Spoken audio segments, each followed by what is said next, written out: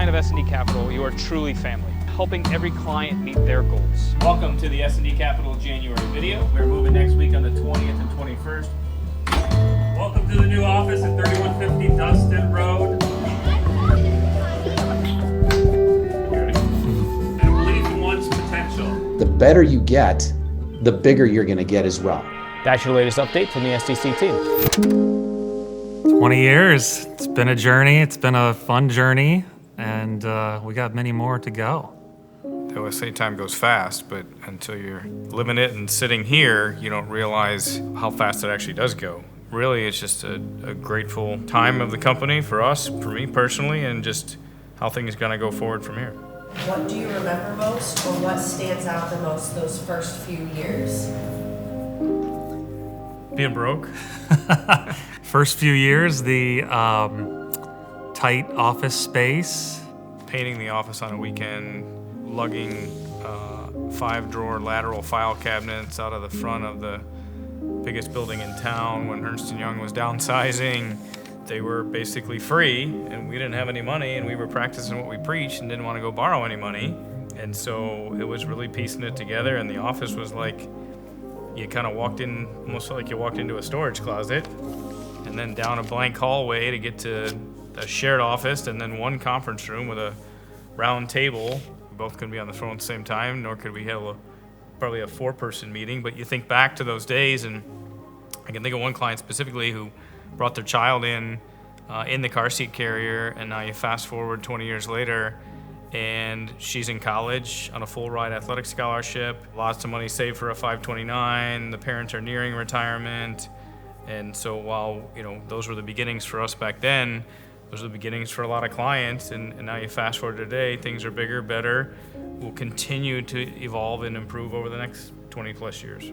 We would do everything. Paperwork, the client service, obviously the advice and all the client meetings. Taking out the garbage. Answering the phones, all of it.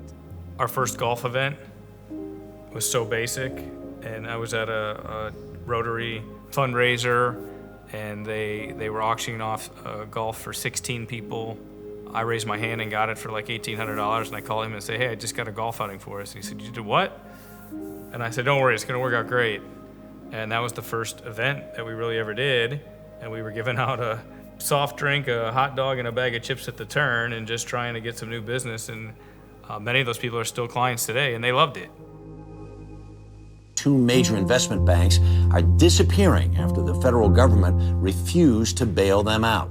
I think 2008 was exceptionally challenging for us and clients more, but we worked our butts off, calling clients when most advisors were afraid, were scared of the markets, the extreme volatility we were experiencing, and we just kept working our butts off and calling everybody, and then something would change, and next week, calling everybody again.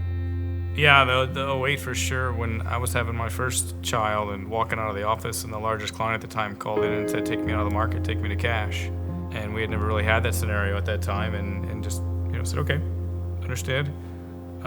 Frank, I'm gonna go have a first child here, and you're gonna take care of this, and I'll check in as soon as I can. I can remember thinking, can I actually make a career of this? Is this stable enough that I could raise a family?